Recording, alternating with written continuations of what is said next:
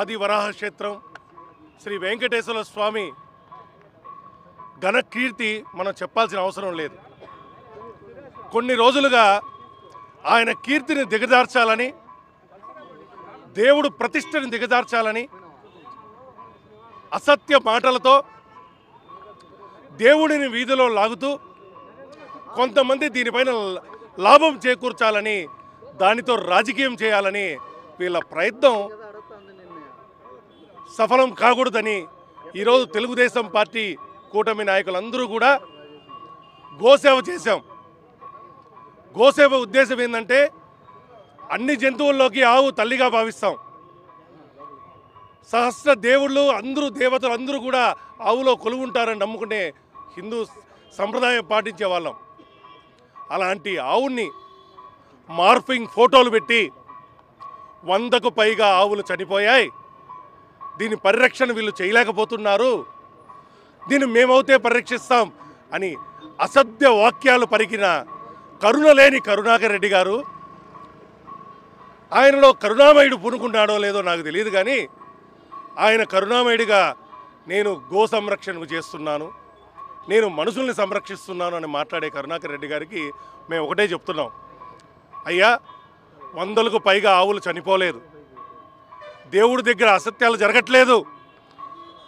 వెంకటేశ్వర స్వామి 4 సంవత్సరాలుగా జరిగిన అన్యాయాల్ని ఎవరైతే గోశాలలో తప్పు చేశారో వాళ్ళకి శిక్ష విధించేశాడు, సస్పెండ్ చేశాడు.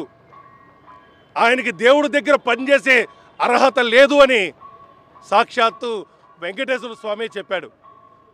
ఇప్పుడు మీరు దేవుడి పైన ప్రేమ ఉన్నట్టు, దేవుణ్ణి మీరే ఉద్ధరిస్తున్నట్టు ఇంట్లో పెళ్ళిళ్ళేమో పరమతంలో చేసుకోవడం, ఇంట్లో పూజలేమో పరమతంలో చేసుకోవడం, కానీ వెంకటేశ్వర స్వామి కీర్తిని దిగజార్చడం ఏ మటుకు సమంజసమని మేమందరం కూడా అడుగుతున్నాం. వెంకటేశ్వర స్వామి, కలియుగ వెంకటేశ్వర స్వామి అంటే అన్ని మతాలు వాళ్ళు వచ్చి పూజించుకునే స్థలం ఇది. ఒక బ్రహ్మాండమైన పాజిటివ్ వైబ్రేషన్లో నడుస్తున్న తిరుమల తిరుపతి పుణ్యక్షేత్రం అంటే ప్రపంచవ్యాప్తంగా కీర్తి చెందిన ప్రదేశం. అలాంటి ప్రదేశాన్ని దిగజారిస్తే మీకేమొస్తుందయ్యా? దేవుణ్ణి దిగజార్చి ఏమి మూట కట్టుకుంటా అనుకుంటున్నారు మీరు? అభస్వాలు చెప్పి ఏమి మూట కట్టుకుంటున్నా అనుకుంటున్నారు మీరు? వంశాభివృద్ధి జరగాలంటే వేడుకొండల స్వామి చెంత మనం భక్తిగా ఉండాలి.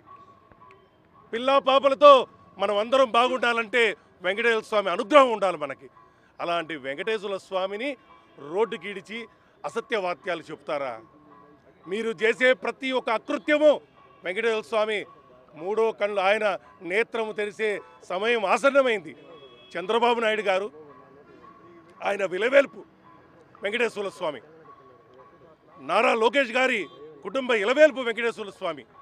ఆయన పట్ట భక్తి శ్రద్ధలతో ఎలా మెలుక్కుంటారో ప్రజలకు తెలియదా? చిన్న తప్పిదము జరిగితే ఇమ్మీడియట్గా సస్పెన్షన్ విధిస్తారు. అలాంటి కీర్తి తెలుగుదేశం పార్టీకి ఉంది. ఎన్ని తప్పులు చేసినా రిలయన్స్ వాళ్ళు ఇచ్చిన చెక్కుని తెగమింకి లల్లూ ప్రసాద్ యాదవ్ కన్నా గోటాల చేసిన వాళ్ళని కూడా మీరు అలాగే కంటిన్యూ చేసుకుంటూ పోతున్నారు మీ హయాంలో. మా దగ్గర దేవుడి దగ్గర ఒక చిన్న తప్పిదం చేస్తే ఇమీడియట్గా యాక్షన్ ఉంటుంది. మీ హయాంలో జరిగిందా అని మేము కోరుతున్నాం. ఎందుకండి మీ హయాంలో పాలు విక్రయణ వైసీపీ వాళ్ళ ఇళ్లకు పోయేది? గోశాల నుంచి మేము అడుగుతున్నాం ఈరోజు, గోశాల నుంచి పాలు ఎందుకు వైసీపీ వాళ్ళకి ఇంటికి వెళ్ళేది? గోశాలలో జరిగిన అగర్బత్తి స్కామ్ ఏంటి? సోపు షాంపూలు ఆయుర్వేదిక్ తయారు చేసే దాంట్లో స్కామ్ ఎంత వచ్చింది? ఈ అన్నిటినీ కూడా తెలుగుదేశం పార్టీగా కూటమి నాయకులుగా తీసుకొస్తాం, బయటికి స్కిట్ విధిస్తాం, ఏసీబీ రైడ్లు చేపిస్తాం. ఖచ్చితంగా ఆ వెంకటేశ్వర స్వామి, మేమందరం కొండపైన పుట్టిన వాళ్ళం, భక్తి శ్రద్ధలతో సరస్వతి తీర్థంలో స్నానమాడి మేమందరం కూడా చిన్న వయసు నుంచి దేవుడి దగ్గర పెరిగిన వాళ్ళం. జగన్మోహన్ రెడ్డి, కరుణాకర్ రెడ్డి ఏ రోజైనా హుండీలో ₹1 డబ్బులు వేశారా? దేవుడు కార్యక్రమాల్లో ₹1 కరుణాకర్ రెడ్డి ఎప్పుడన్నా వెచ్చించారా? ఆయన ఏ రోజన్నా దేవుడి కార్యంలో సొంత డబ్బులు వెచ్చించక దేవుడి డబ్బుల్ని ఎలా స్వాహా చేయాలి అనేది బ్రహ్మాండంగా నేర్చుకున్నారు. అఖిలాండ కోటి బ్రహ్మాండ నాయకుడు ఇవన్నీ చూస్తున్నారు. ఆయన చంద్రబాబు నాయుడు గారి మనసులో దూరి మనసులో ఉంచుకుని ఒక తగు నిర్ణయం తీసుకుంటారు. స్వామివారిని మేమందరం ఒకటే ప్రార్థిస్తున్నాం. స్వామి, తెలిసో తెలియకో మేము చేసిన తప్పిదం ఏమన్నా ఉంటే ఈరోజు గోసేవతో ఆ పాపులందరికీ కూడా ఈ పాపం తొలగాలని, వాళ్ళ కుటుంబాలు కూడా చల్లగా ఉండాలని, ఇలాంటి బుద్ధి నుంచి మార్చమని కూడా ఆ దేవదేవుని మరొకసారి మేమందరం ప్రార్థన చేసుకుంటున్నాం.